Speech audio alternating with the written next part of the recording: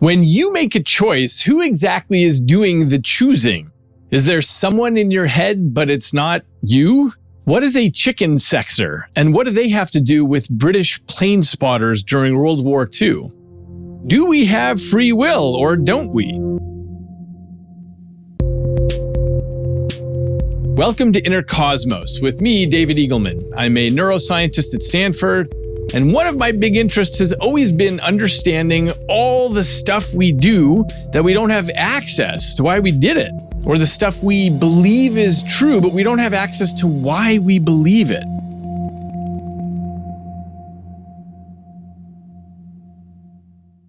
So this is going to be a two-parter. In today's episode, I'm going to dive into all the things that your brain is doing around the clock that the conscious you has no insight into and really no acquaintance with. All this activity that lives within what we call the unconscious brain. You're only conscious of a tiny bit of what's happening under the hood. So today we're going to see how all this unconscious activity drives so much more of your life than you would have imagined. And then in the next episode, I'll talk about what all this means for our legal system. If your behavior and your choices are driven by parts of your brain that you have little or no control over, what does that mean if you commit a crime? Can you help that you did it? Did you have a choice? Or does your brain get formed by your genetics and your childhood experience, neither of which you had any choice over? So what does that all mean for the notion of fault and blameworthiness in our legal system? What would that mean for our courts? Because you can't just let everyone off the hook, even if they didn't have a choice in who they are, right?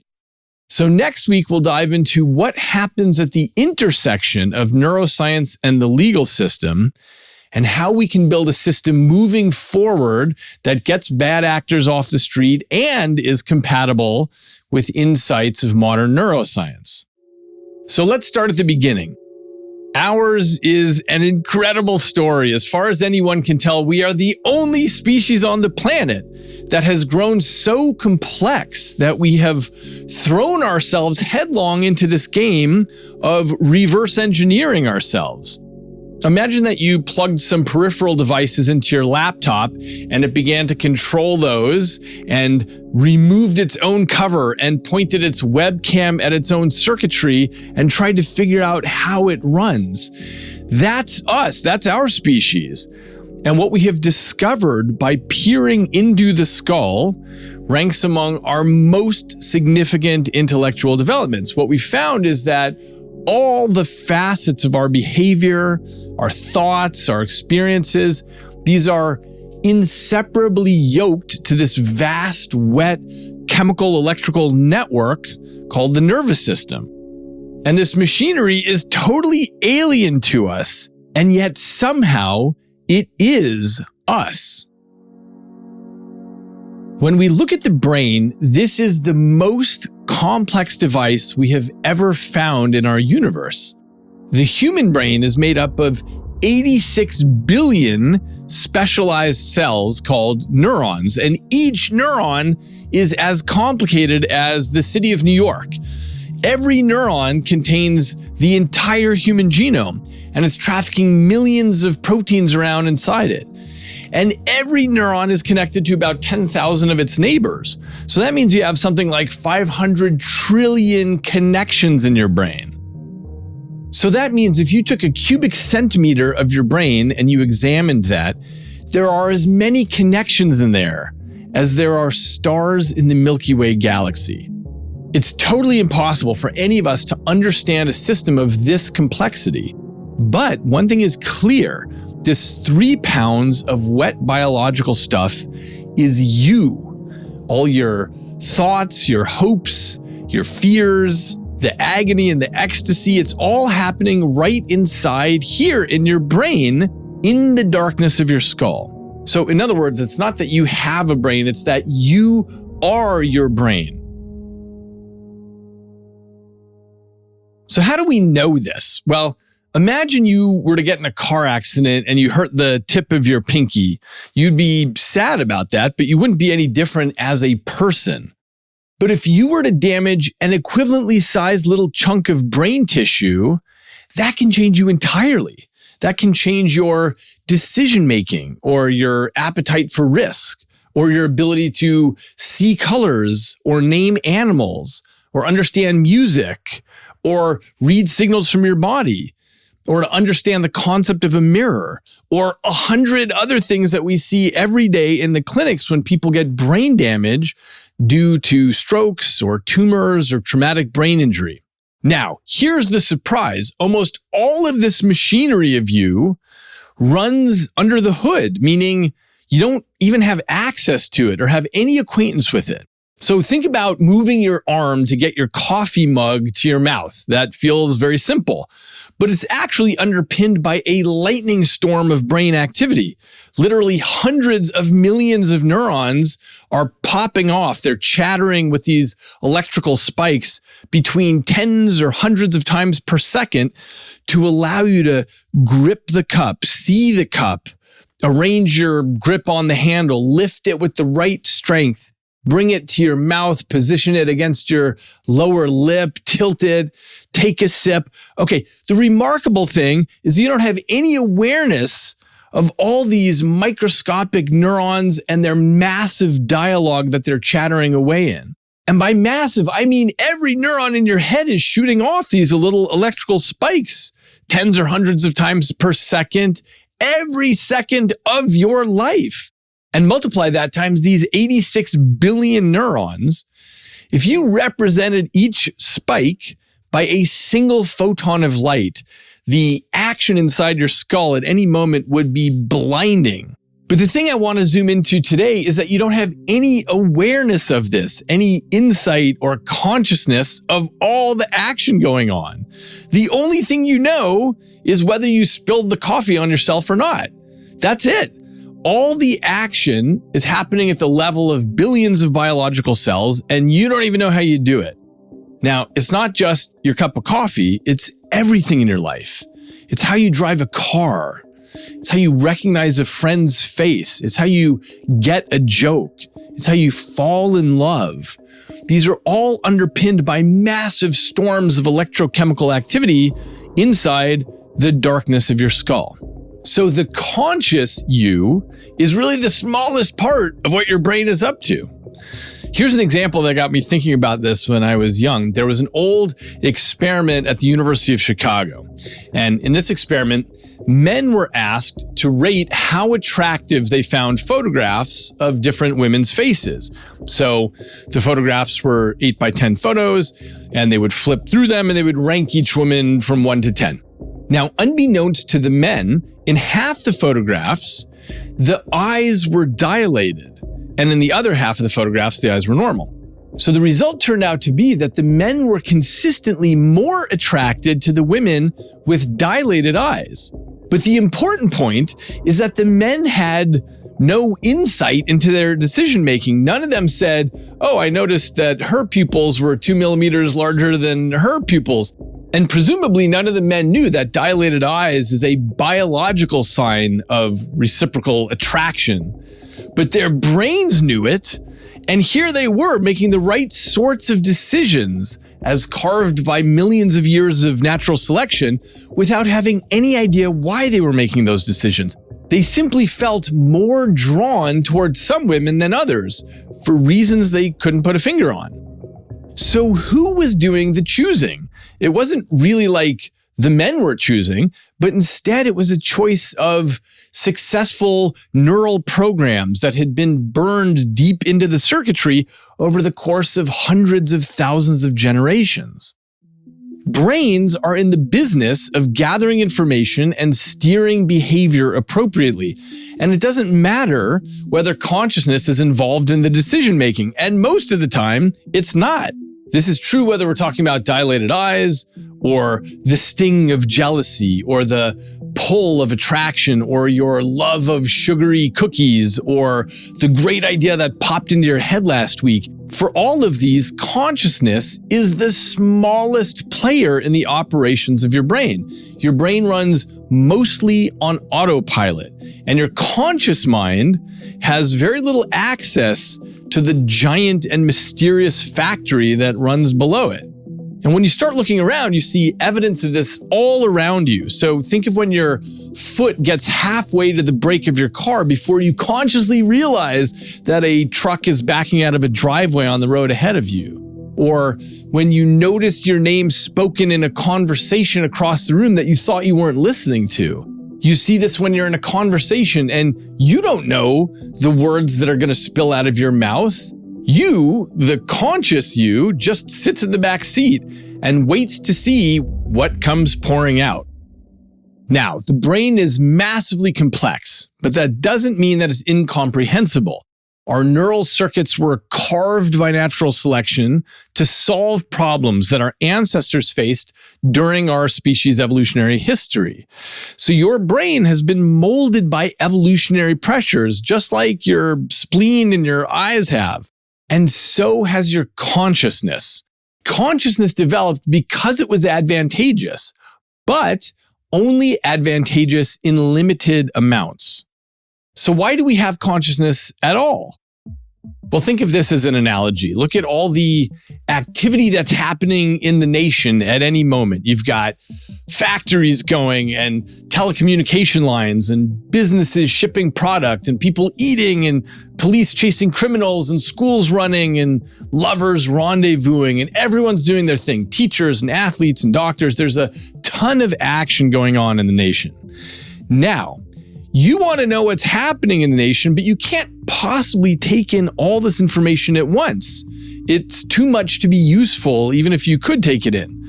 So what you want is a summary. So you go to a news website, and you won't be surprised that none of the details are listed there, because really, you just want to know the bottom line. You want to know that Congress just signed a law that affects you, but you don't have interest in the detailed history of the bill. And you don't want to know all the details of the food supply of the nation. You only want to be alerted if there's something that affects you. You don't care how the garbage is produced and packed away. You only care if it's going to end up in your backyard. That's what you get from reading the news headlines. Your conscious mind gives you the headlines. Your brain is buzzing with activity around the clock, and just like the nation, everything is happening locally. You've got groups of neurons that are making decisions and sending out messages to other groups. And out of these local interactions emerge larger coalitions. And by the time you read a mental headline, all the important action has already transpired. All the deals are done. You have shockingly little access to what happened behind the scenes to lead you up to this moment. Entire political movements have gained ground-up support and become unstoppable before you ever catch wind of them as a feeling or an intuition or a thought that strikes you. You're the last one to hear the information. But strangely, you're an odd kind of news reader because you read the headline and you take credit for the idea as though you thought of it first. Just think about when you have an idea and you say, "Oh, I just thought of something."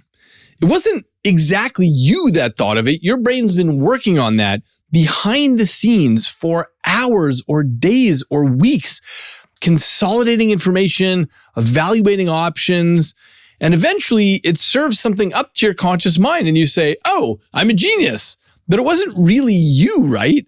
You're taking credit without considering the vast hidden machinery behind the scenes. So the conscious you, which is the part that flickers to life when you wake up in the morning, that's the smallest bit of what's going on in your brain. It's a broom closet in the mansion of the brain.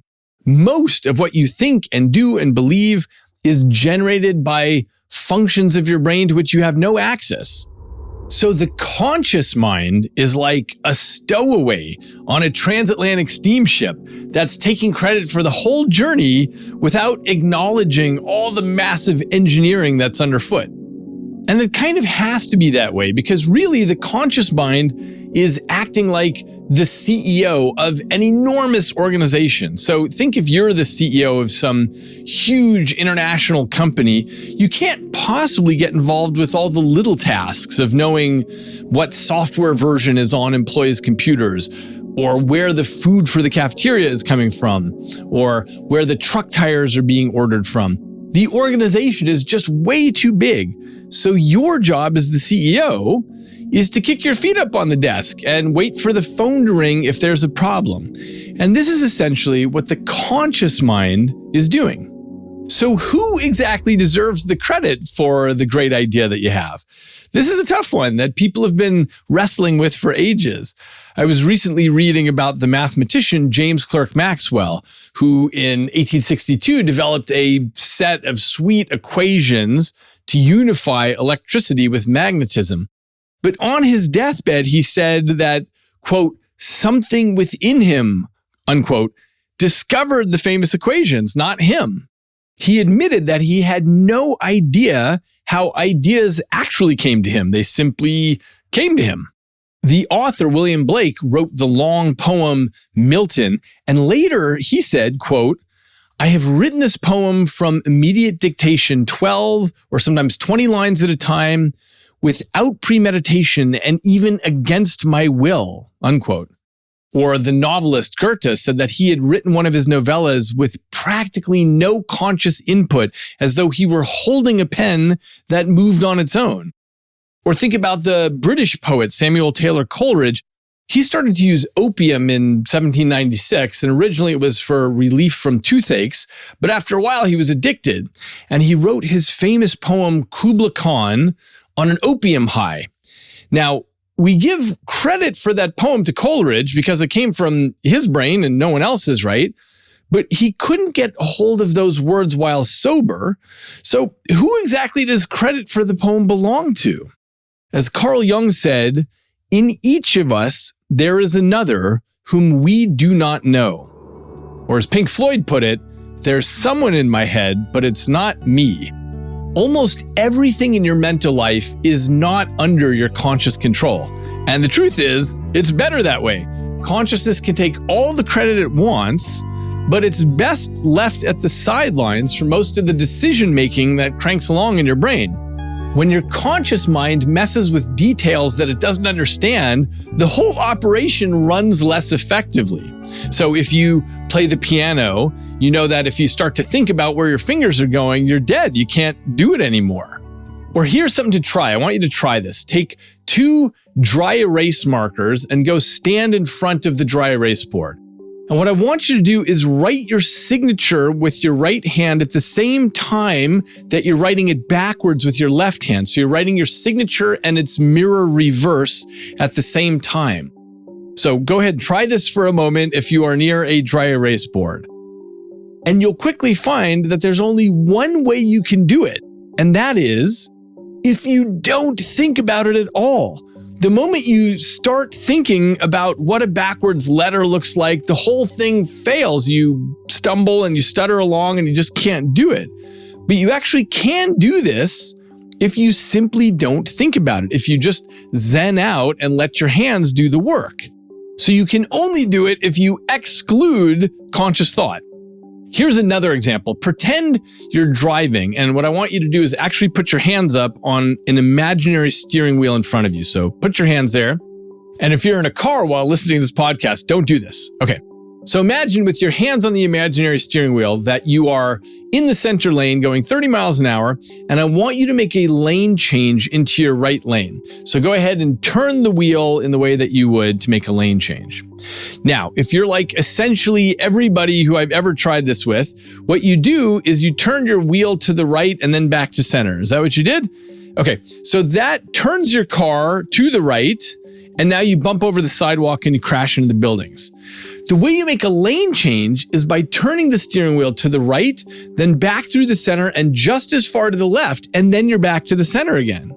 So if you're in a car, pay attention to how you're doing this and you'll see that's how you make a lane change. And you do it every day and you have no idea how you're doing it. Why? It's because your unconscious brain is taking care of all the details for you, and you don't even have access to what you're doing. So you can do lots of things well with no consciousness involved. When I was younger, I used to play baseball, and my coach would always say to us, I want you guys to think out there. And I would say to him, actually, you don't want us to think out there. You want us to train a sufficient number of hours so that we automatize all these behaviors and then we go out there and perform. But the last thing you want us doing out there is thinking, because we would never connect the bat with the ball or catch the pop fly. But he never believed me, so I had to go become a neuroscientist and write books to convince him that consciousness typically doesn't even get invited to the party. And by the way, when consciousness does get any insight, it's always the last one to hear the information. So think about hitting a baseball. In 2010, the Guinness Book of World Records clocked a fastball from the Cincinnati pitcher Aroldis Chapman at 105.8 miles per hour. So if you work the numbers, what you see is that Chapman's pitch left the mound and crossed the home plate in 0.4 of a second, 400 milliseconds. And what that means is there's just enough time for light signals from the baseball to reach the batter's eye, work through the circuitry of the retina, activate these successions of cells along the loopy superhighways of the visual system at the back of the head, cross the vast territories to the motor areas, and modify the contraction of the muscles swinging the bat. And amazingly, this entire sequence is possible in less than 0.4 of a second. Otherwise, no one would ever hit a fastball. But the surprising part is that conscious awareness takes longer than that, at least half a second.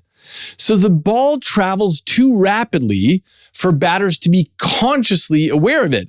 And when I was playing baseball, my experience of hitting the ball was always this. I would stand there ready to swing, and then I would become consciously aware that I had hit the ball and it was flying away from me. And then I would say to myself, you hit the ball, now drop the bat and run. But the actual moment of hitting the ball with the bat was always moving way ahead of my slow consciousness, which was the last one on the ladder to get any of the news of what was transpiring. And all this is the case because you don't need to be consciously aware to perform sophisticated motor acts. You can notice this when you begin to duck from a snapping tree branch before you are aware that it's coming towards you. Or you're already jumping up by the time you realize that your cell phone is ringing across the room. So these examples about writing your signature backward or changing lanes or hitting a baseball, these are a few among thousands. You are not consciously aware of the vast majority of your brain's ongoing activities, and nor would you want to be. It would interfere with the brain's well-oiled processes. The best way to mess up your piano piece is to concentrate on your fingers. The best way to get out of breath is to think about your breathing. The best way to miss your golf ball is to think too much about your swing. And by the way, this wisdom is apparent even to children. We find it immortalized in poems like The Puzzled Centipede, which goes like this. A centipede was happy quite until a frog in fun said, "Pray tell, which leg comes after which?" This raised her mind to such a pitch, she lay distracted in the ditch, not knowing how to run. So this ability to remember how to do motor acts like changing lanes is called procedural memory, and it's a type of implicit memory. Implicit means that your brain holds the knowledge of something that your conscious mind can't access, like riding a bike or tying your shoes or typing on a keyboard or steering your car into a parking space while you're talking on your cell phone. These are all examples of implicit memory. You can execute these actions easily enough without having any idea of exactly how you do it.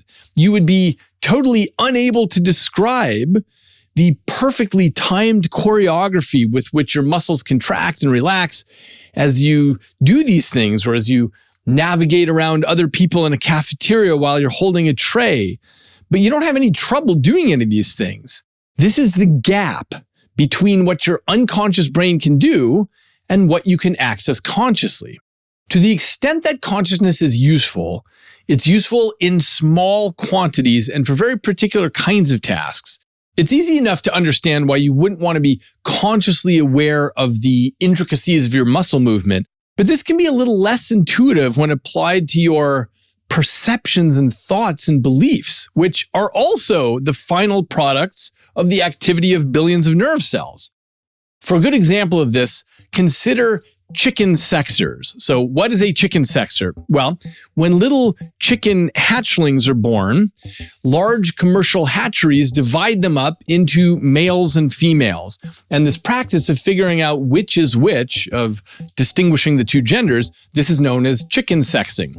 Now, the hatcheries divide them up because the two genders get different feeding programs. The females, who will eventually lay eggs, are highly valued. But sadly, most of the males are disposed of because they don't produce eggs, and only a few males are kept and fattened for meat. So anyway, the job of the chicken sexer is to pick up each hatchling and quickly determine its sex in order to choose the correct bin to put it in. The problem is that this task is famously difficult because female and male chicks look exactly alike. Well, almost exactly. So the Japanese invented a method of sexing chicks known as vent sexing, by which expert chicken sexers could rapidly figure out the sex of one-day-old hatchlings.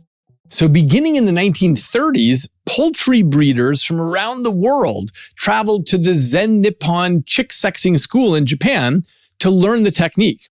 The mystery was that no one could explain exactly how it was done. It was somehow based on very subtle visual cues, but the professional chick sexers could not report what those cues were. Instead, they would look at the chick's rear end, where the vent is, and simply seem to know the correct bin to put it in. And this is how the professionals taught the students. The master would stand over the apprentice and watch. The student would pick up a chick, examine its rear, and put it in one bin or the other, and the master would give feedback, yes or no. And after weeks on end of this activity, the student's brain was trained up to masterful levels that were totally unconscious. They could tell the sex of the chicken, but they had no idea how they were doing it. Meanwhile, a similar story was unfolding on the other side of the world. During World War II, under a constant threat of bombings, the British had to figure out how to distinguish incoming aircraft quickly and accurately. Which aircraft were British planes coming home and which were German planes coming to bomb? So as it turns out, there were several airplane enthusiasts who proved to be excellent spotters. So the military eagerly employed their services. These spotters were so valuable that the government quickly tried to enlist more spotters, but they turned out to be very rare and difficult to find. So what did the government do? They tried to get the spotters to sit down and train other spotters, but that turned out to be a total fail because the spotters tried to explain their strategies but failed. No one got it, not even the spotters themselves. Just like the chicken sexers, the spotters had no idea how they did what they did. They simply saw the right answer. But with a little ingenuity, the British finally figured out how to successfully train new spotters. And it was just by trial and error feedback. So the novice would hazard a guess and say, I think that's a British plane, or I think that's a German plane. And the expert would say yes or no. And eventually the novices became, like their mentors, vessels of this mysterious, ineffable expertise. So there can be a really large gap between knowledge that your brain has and your conscious awareness.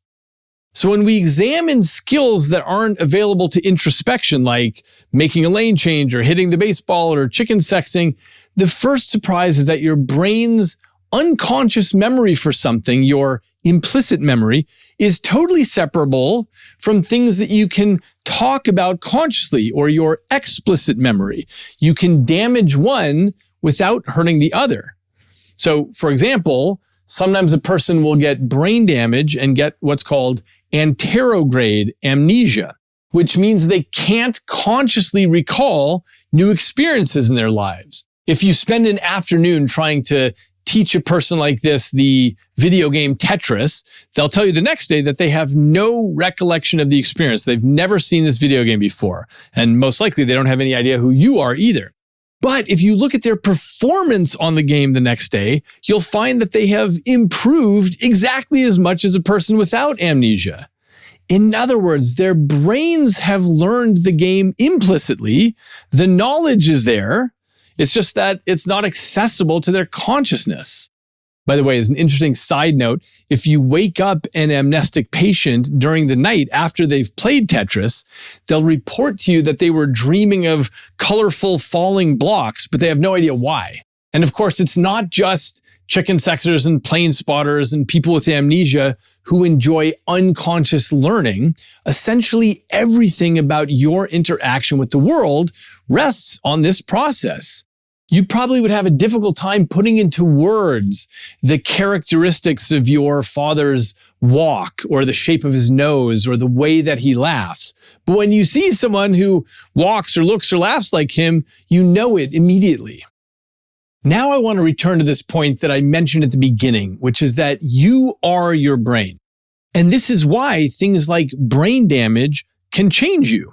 But you don't need brain damage to prove this to yourself. Just look at the ways that you change when your biology changes. So consider alcohol. You pour these invisibly small ethanol molecules into your system, and that alters your perception and your behavior.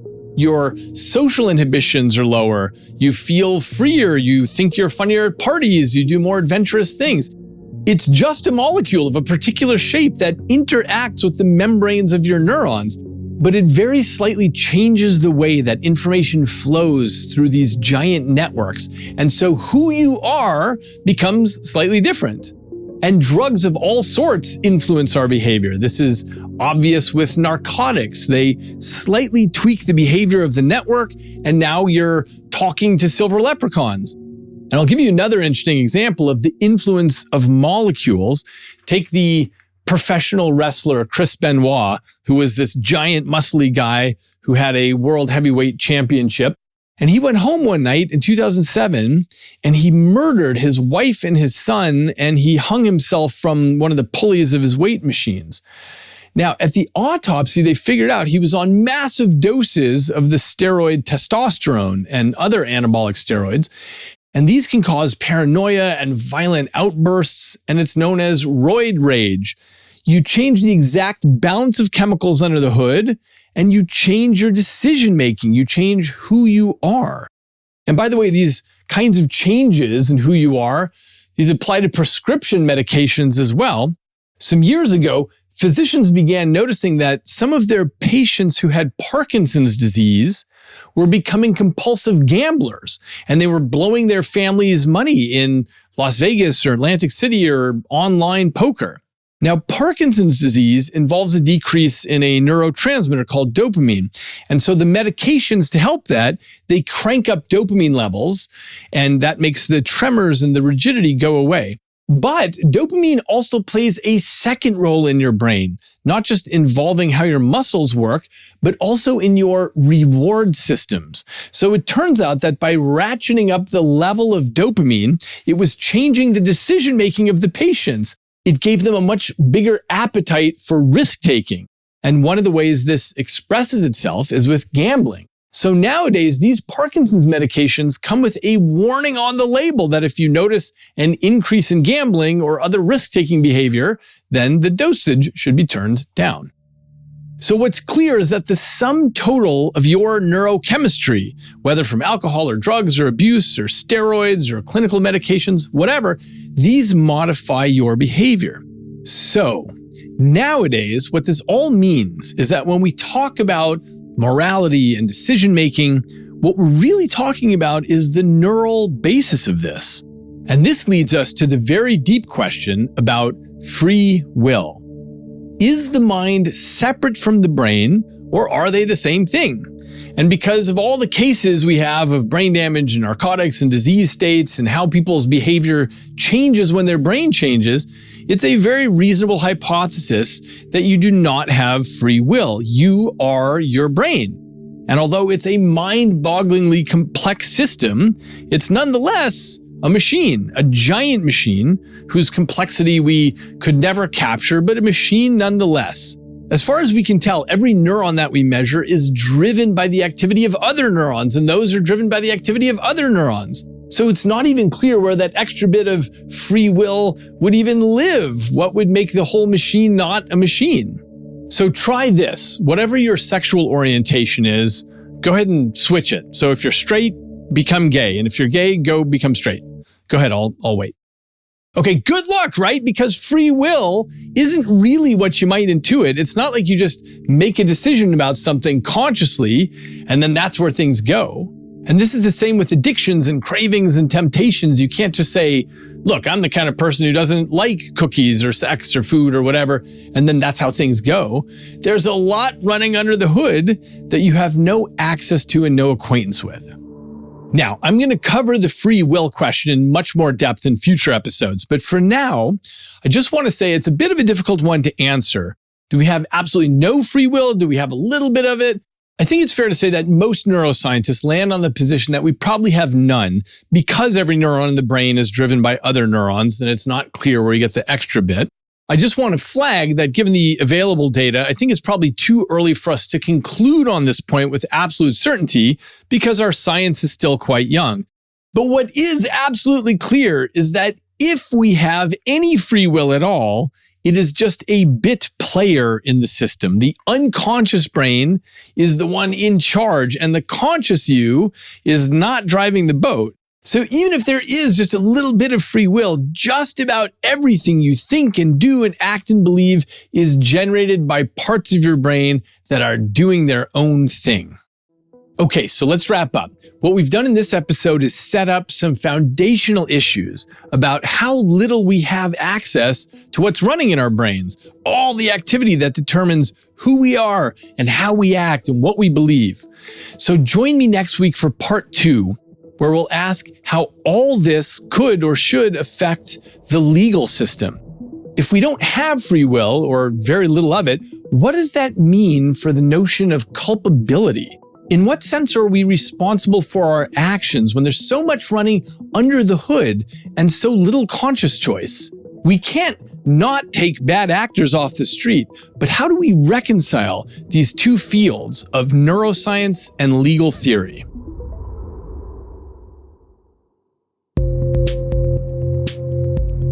To find out more and to share your thoughts, head to eagleman.com/podcasts. And you can also watch full episodes of Inner Cosmos on YouTube at Inner Cosmos Pod. Subscribe to see new episodes every week. Until then, this is David Eagleman signing off from the Inner Cosmos.